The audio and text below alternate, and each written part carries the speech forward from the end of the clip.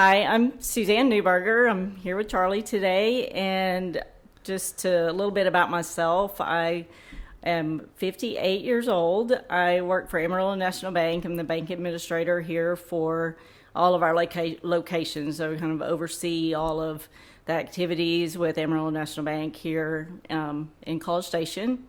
That's perfect. That's a great intro, Suzanne. Well, thanks for making time for the podcast, and it's great having you at the gym. I know we have had a couple of the Amarillo National Bank employees on the podcast, so this is exciting to kind of have another. You're kind of the leader in our town, so for people who don't know, we have 4 branches, correct? That's right. And always looking for new customers. Always, yes, always. Little plug. No, yes, thank you. But let's start with, you had been working out before you came to BoomFit, or was this something new entirely for you? I actually have. I had worked out at a gym, just a commercial gym. Kind of went on and off. Like there was a time where the gym was kind of across the street from a previous bank that I worked at. And so I found a good routine. My kids were little and I could go at lunch, and I went, and I had a coworker that went, so there was some accountability, did really well. And then I moved to a different bank, different location, was not so convenient anymore. Of course, with kids, it was hard to get in, get out. I couldn't do my lunch routine anymore, so I stopped. How many kids do you have? I have 2. Okay. Mm-hmm. And how old are they now? I have one that's 21 and one that's 26. Okay, so we're talking about how many years? So this has been years ago. Yeah, they were, elementary, junior high, high school, even through there. Then I continued the gym membership, but just wasn't consistent. So it ended up, the class that I liked, it wasn't held at a time that was convenient, and it just kind of went from there. I've always been very active, so I always just kind of counterbalance that with, but I'm active, so I'm okay, but there just wasn't that routine, good workout. It was just active. So for how long would you say you had structure and routine until you didn't? Probably about 2 years. I did, and I enjoyed it. Yeah. I really did, and I wanted to get back to it. But, when your kids are young and active, my kids were very active and, out extracurricular stuff. And, I'm in that season now. Yeah, it's and hard. We have 4 nights a week of Little League. Right. And our daughter's in tumbling. And so I fully understand. So let's go even before that. Were you in your 20s and 30s? Would you consider yourself somebody who went to the gym or worked out regularly? No, I didn't at all. I mean, I didn't work out. Again, I've always been very, very active. So 20s and 30s, I was working. I was, doing things. I was outside. We love to be outside. So, we hunt, we fish, so it wasn't like you didn't do anything, but you almost necessarily didn't have to because you were living an active lifestyle. Right. And then at what point did you start thinking maybe I should be doing more than just living my active lifestyle? I think that became, as I got older, when I was young, very young, I was always outside. I showed horses. I showed horses since I was 5 years old. So, I was constantly, I don't remember a childhood being in the house. I remember a childhood of being out. I was riding a horse all the time. I was feeding them. I was taking care of them. And that's a lot of work. And so I never felt a lack of, being toned or being fit because I was getting it from a different way.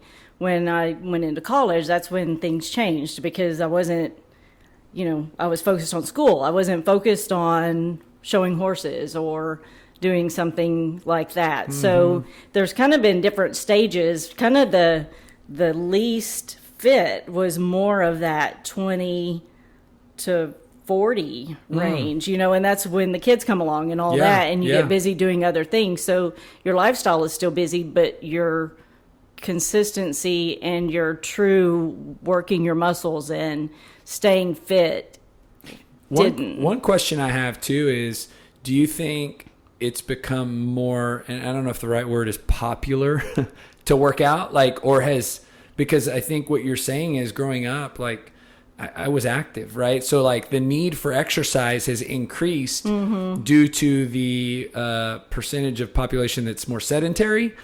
Therefore, I have to go to a gym, get on a treadmill, do an elliptical, you know what I mean? Hire a personal trainer. So do you think because you've kind of lived in the shift that's affected your need for exercise? There was a definite shift. I mean, you have to remember, I was in college in the 80s. You know, I'm old, right? So I was in the college in the 80s. And so that's when Jane Fonda comes along. And, you know, everybody's going, oh, okay, I'm going to do this, you know, aerobic exercise and all that. And that was the trend. And so before that, though, I don't ever remember hearing about going to the gym or, you know, really a workout plan or anything like that. And, of course, I was a country girl. So, you know, that... Yeah. There wasn't even a gym in my town, you know. So in your when you say in your 20s and 30s, it was almost like the least fit. It just means that you prioritize exercise the least that you ever have. Right. Because I was in college. So I was, you know, my priority was first was school, taking care of that. And then, you know, it was your college life. So you're out dancing and you're out doing, you know. Was nutrition or... weight kind of something that you would keep an eye on, and kind of where was your head on that? Actually, I've been blessed with good genes, I think, and I've never had a weight problem. I do way more now than I ever have, and you know, I still don't consider myself to be overweight at all, but that's never been a challenge for me. So I'm very blessed in that, because I know people that it has been a challenge. Mine has been, as I aged, I felt like I wasn't as strong as I had always been. So in what ways would you be able to tell? In strength of, you know, just a matter of picking something up, helping my husband do, you know, things around the house, or, you know, yard work, you know, picking up a bag of mulch or something like that. It was more of a challenge. I could do it, but I was like, God, this shouldn't be hard. You know, I used to feed horses and lift 50-pound bags of feed, and that was like no big deal. But now I'm having trouble with mulch, and, you know, it just shouldn't be that way. So that's what I noticed was the strength wasn't as much as what it had been. And the muscle tone, of course, as you age, your muscle tone doesn't stay the same. And I'm like, I don't really like the way that this looks. And so for me, it's more of a fitness than it is a weight loss. Right. So my why of why am I here working out now is more of a staying fit. And as I get older, to be able to still enjoy the things that I always have outdoors, and, you know, leading a life that is active. And, you know, I don't ever want to be where I'm sitting in the house, or, you know, feeling like I can't do something because of a lack of strength. And that's my challenge. I love you having a why. I think sometimes we miss that step in the equation, right? We either go straight to the gym or just feel like it's something we should do. So how did you frame that for yourself? How did you come to that conclusion? How did you establish this purpose for fitness today? The mirror. That's great. Yeah. The mirror. And you just kind of realize that it's you know, your body changes as you age, and your body changes a little bit as you quit working out. I mean, I looked at a picture that I don't know, I was flipping through something, and I saw this picture of when I had been consistently going to the gym, and I was sitting in a lawn chair and reaching for one of my kids, and I saw this muscle in my arm, and I'm like, oh my gosh, look at that, and look at where I am now. I was like, I've got to change something, you know, because I really like that, and I don't like where it is now. Yes. And so it's just being aware of what you can be, and kind of where you are and where that difference is. Yeah. And one of the themes that I sometimes hear on the podcast or in the interviews is kind of what you just touched on. Like, there was this season where we'll say you reached and you had definition in your arm, or you could tell, and that means you were working out, and then you got out of it. Is that gradual, or does it happen quickly? And then how long before you notice? So like, I'm going to use a time frame. So let's say you're 30 and you're working out, and all of a sudden now you're 45 and you're like, oh my goodness, I just looked at pictures when I was 30 and I'm 45. That's 15 years. So did that happen gradually, or was it kind of this overnight, like we had so many activities, I had changed jobs, I moved, and I just stopped entirely. How does that work? I think for me, I think it was gradual. I think it's because I've always been more or less fit. And so I never saw myself as being unfit, or that's never been my mentality, is that I wasn't until, then I started seeing more and more. It just kind of gradually got to where there was less muscle tone, there was less strength. And then, things would happen where I'm trying to do something outside and it's more difficult. And so that's when it registers. So for me, it was very gradual. It wasn't just an overnight, I was here and now I'm here. Yeah. It was just kind of a gradual change. And then you end up where you decide you need to make a change. And actually before A&B came in with BoomFit, I was already thinking I've got to figure out a way to get back in the gym. And I had a membership, I just didn't go. Yeah. And so, it had already started in my head of I've got to make a change and I've got to start building myself back up. So the timing was perfect. It was perfect, so because then it came in with y'all, and Yes. you remember I was like, I'm kind of scared of this. I do remember that. So we'll for sure transition in that. Yeah. Tell me about having a membership and not going. I mean, I have to, Yeah. one, acknowledge that happens all the time. And I always tell people that's how those types of gyms make money and are in business. Right. Because I'm not saying they're betting. I don't think they're that, that intentional about not wanting people to come in. But they technically don't want everybody to show up. Yeah. In this, well, we'll cover COVID later, but Yeah. because I do think in general, I think they want people to come in, but they don't actively do anything to have that happen, in my opinion. I think, you get in, you sign up, it's auto debited, it's hitting your credit card, you don't really think about it. Yes. You make excuses not to go. For me, the class time, I didn't like it. I mean, I like to build my workout times sometime. Either I like lunch. I like right at 5 o'clock, or even 4 o'clock if I can do it. I don't like going late at night, because to me that gets in my family time. And I'm an empty nester now, but still it's just me and my husband, and I want to spend time with him when I get off work. I don't want to be at the gym late at night, even though that's what I need to do for myself. I feel like my relationship is built on spending time together. And so, you want convenient times that work into your schedule. So how long did you pay for a membership or have access to a membership and not go? To be quite honest, probably 2 years. Yeah. I would go, but I would be like, okay, well, I'm going to go get on the electrical. Cardio, I'm going to go, I'm just going to go to this. I'll hit one class. I love this class. I'll go to that. But it wasn't a time I liked, so I wasn't consistent about it. Right. And the other thing that I've noticed is with those classes, you have an instructor and you have this group of people that you don't really connect with. You just kind of go in, they start some music, they go through the routine, and everybody leaves. So it doesn't really build accountability. It doesn't build relationships. It's just a workout. You just go, you do the class, or you jump on a bike and watch TV, and there's no social part of it. Yes. And that social part's so important. It is. And it does increase your commitment and accountability when you know that the person who's either teaching the class or the people that are there know your name.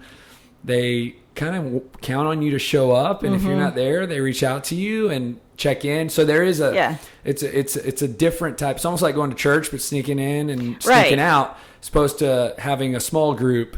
And knowing the staff and being a part of the community. Oh, yeah. Which is, it's easy to do the first part of that. So you said COVID. I want to hear what you're going to say. Like, what was there kind of something that happened? There was. I actually went a couple of times during COVID when you could get in, because, it was closed for a while. And then it got to where you had to make an appointment to attend a class.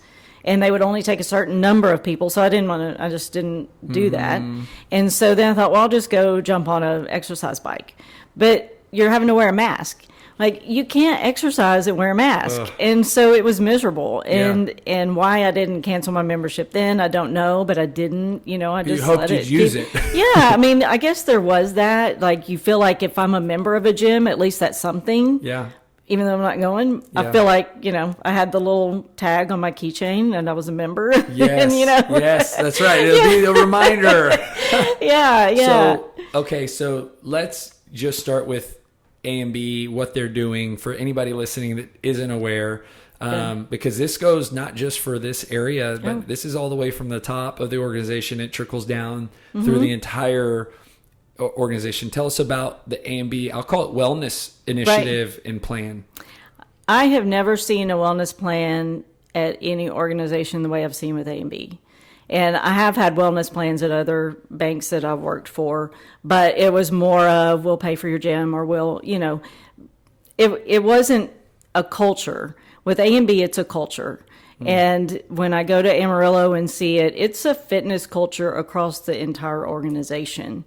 And there's an energy to it. There's a huge energy to A&B.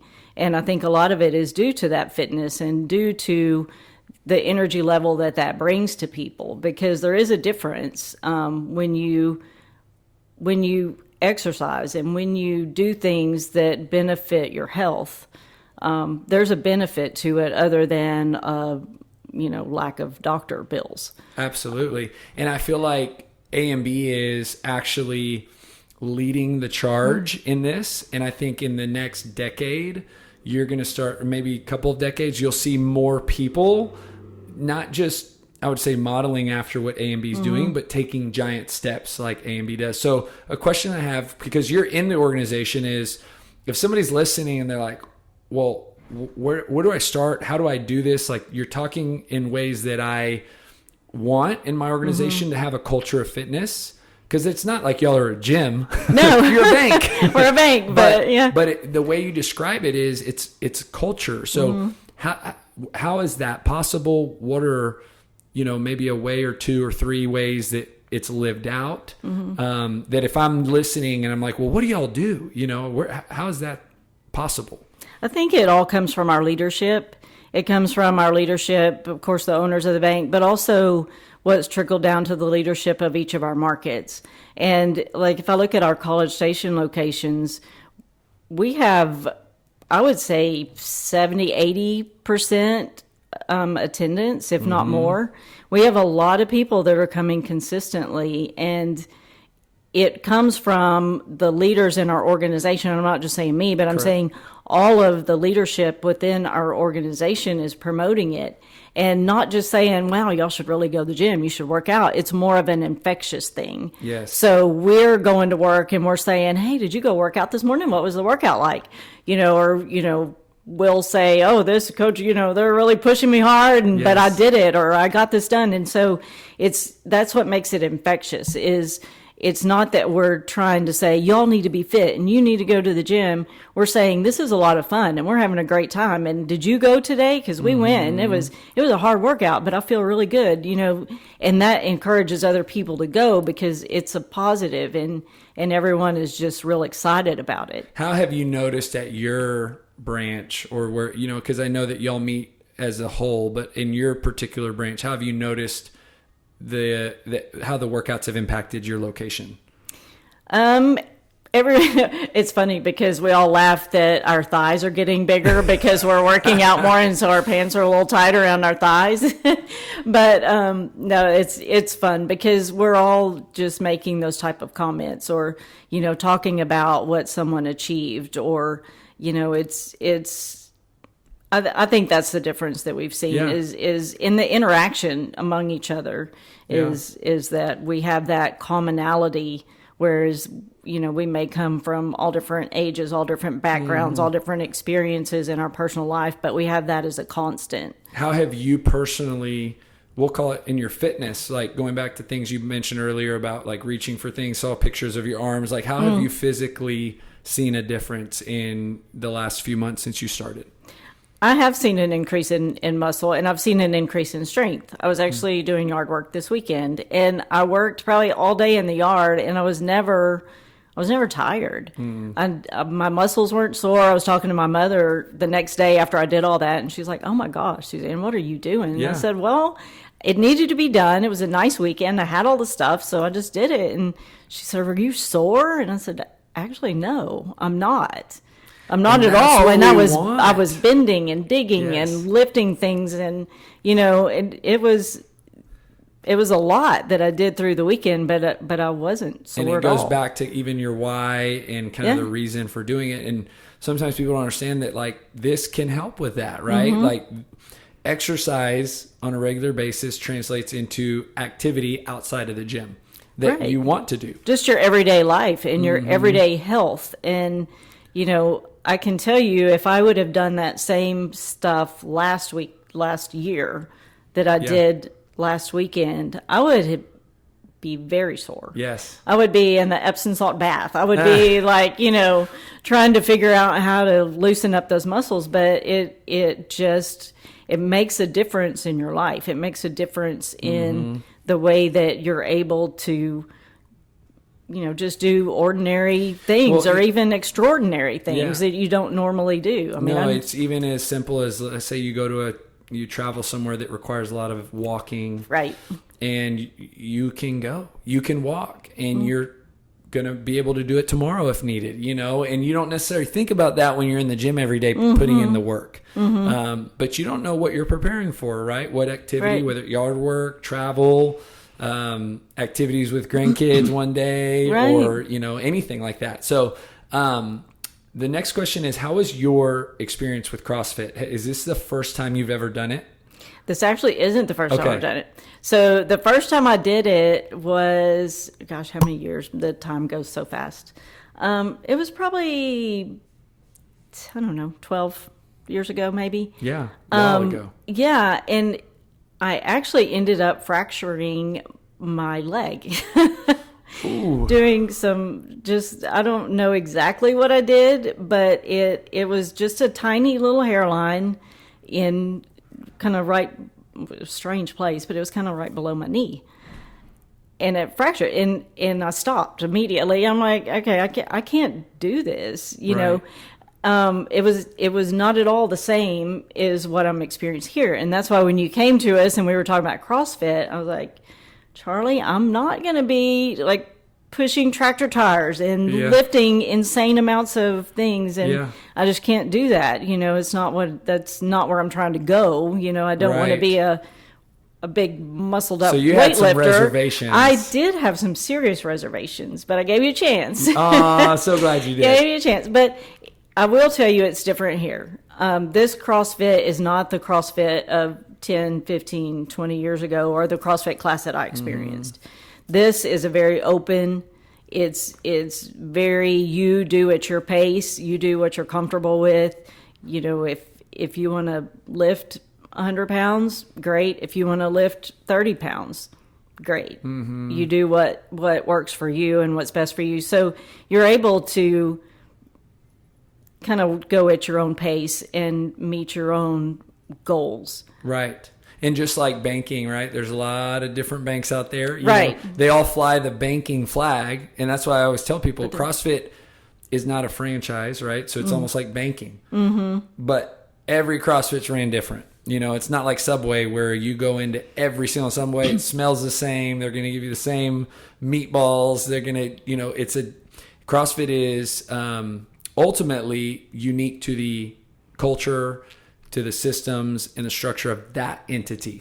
So I'm glad you came and gave us a second chance. So in this last few months, because you started in December. What would you call kind of one of your biggest milestones or achievement moments that you really were proud of yourself? And it doesn't have to be a big deal to anyone but you, right? But that you left and feeling really like good about what you did.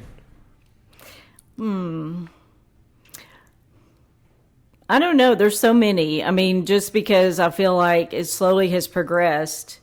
And when I first came in, I knew the way to do some of the things just from prior gym memberships or, prior classes that I've done.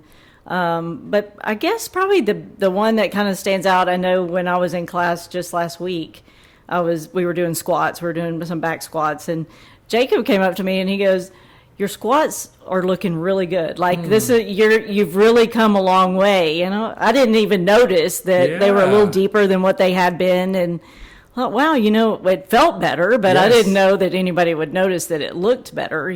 That I was really doing what I was supposed to be doing, or that it looked in a way the form was right. No, and so it's just that. It's just you're slowly getting better and better at the form and doing it right and maximizing the workout. Do you have any specific goal of number of days per week that you want to come work out? I'm trying 3. Yes. Work has been challenging. Yeah. So, I like to come during lunch. That's probably my favorite time to come. And I have not been able to come during lunch. I always end up, I look down and it's 12:05. I'm like, well, okay, that one's gone. Yeah.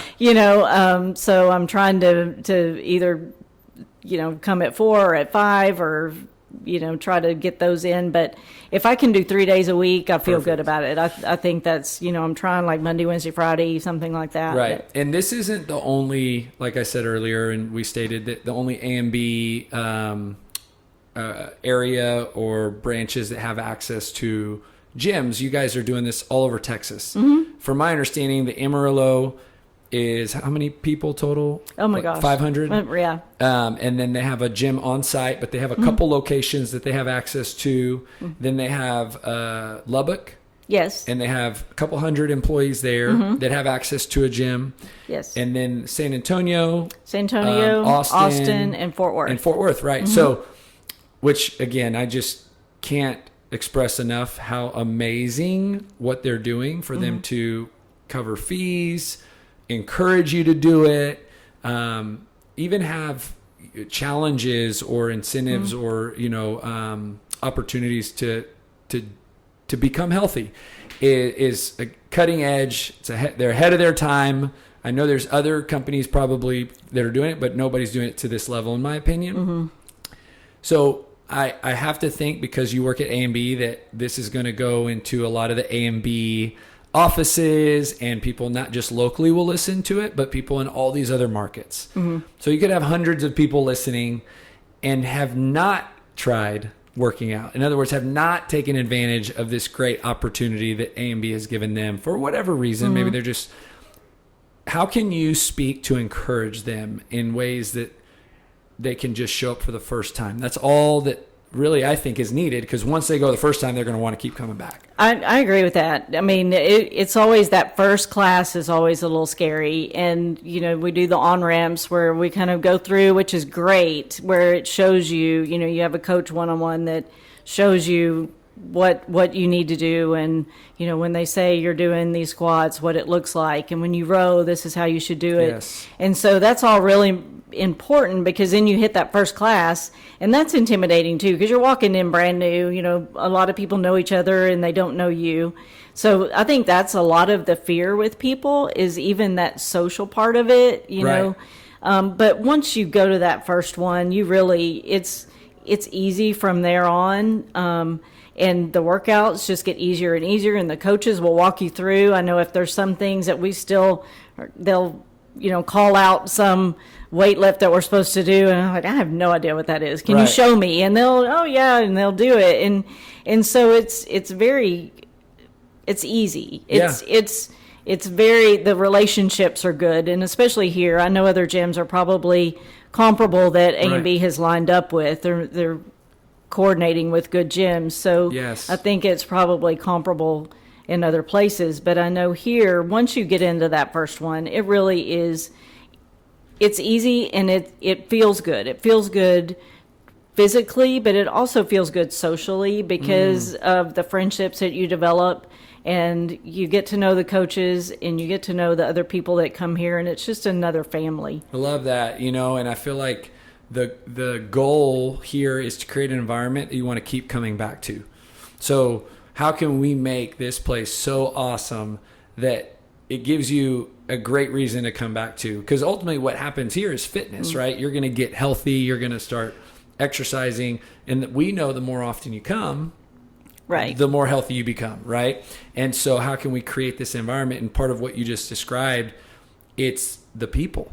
Right. It definitely is. And I've, had people on the podcast, but even people that literally my wife, probably the main reason she comes is for her friends. Right. More than the workout. And the upside is you get a workout in. So I think that's a big plus. And I love that you highlighted that. Like the social aspect is actually a really strong benefit because you're going to be around great people. And then sometimes you might work out with coworkers. Right. And that becomes really neat because it's just one more level of connecting. It is. And that overflows into meetings and relationships, which are so important in the working place. Yeah. I love coming here when there's coworkers here because it is different. It's, when we're sitting there and we're working through bank stuff, it's completely different than when we come here and we're having fun and we're working out and just physical, and laughing together and it's a different relationship. It's like built-in team building. Yes, it definitely is team building. Yeah. But, just to compare, we talk about the social part of it. There is a huge difference between the classes that I went to at the commercial gym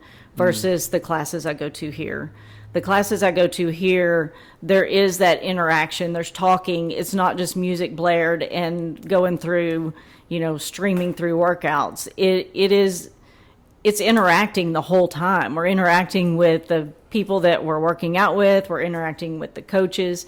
So it's a completely different feel. So if anyone has been to a commercial gym and they're kind of turned off by it, I wouldn't even put this as a comparison to that because it's completely different. It's awesome. I'm glad that you brought that up because I kind of gathered that you were referencing that, but that's a great point. And that's the goal is, I always compare. It's like you with banking, like you want to deliver exceptional customer service and make it feel like, man, this is so different from any banking relationship I've ever had. Every time I walk in, everybody knows me and, they know my kids and that's this relationship driven business. So the last question, and I ask this to everybody on the podcast, the title of the podcast is Building Better People. And that's really the core purpose. Like you have a why for working out. Our why for doing what we do is building better people. The belief that when people exercise, it just makes them better at themselves, at being whether you're a banker or a husband or a wife or whatever you do in your everyday life, that exercise and makes you a better version of that. And that really, it fires me up because it's, it's not, even though we do push-ups and squats but it's really not about that. It's about that person accomplishing things and exercising and becoming a better version of themselves. It really makes it fun to do what we do. So how is that true for you? And you can even think back because it doesn't just exclusively pertain to people that work out at this gym. I believe that about people that work out anywhere. So if you think back to seasons in your life where you were active, working out regularly and not, and you think about this current season that you are, how is that true for you? How are you becoming a better version of yourself because of your commitment to your health? Without a doubt. I mean, and it's only been a few months. Yeah. And I feel a huge difference. I'm becoming a better person because of the strength that I'm able to develop again and the dedication and the just feeling like there's accountability. I feel like instead of just randomly popping into the gym, I feel like there's a structure to it and there's a responsibility to myself to make myself be a better person and to be stronger and to remain fit. And, as you get older, that's really, really important. It's important as you're young, but it's really important as you're older because you have to continue that strength so that you can carry on the activities that you like. You don't want to get older and act old. I'm not ever going to act old. I want to continue to act young, even though the numbers of the age are up there. That's right. So I think that it does make me a better person just by bringing that energy and bringing that strength back into my life. Love it. Thank you, Suzanne. You're welcome. Thank you.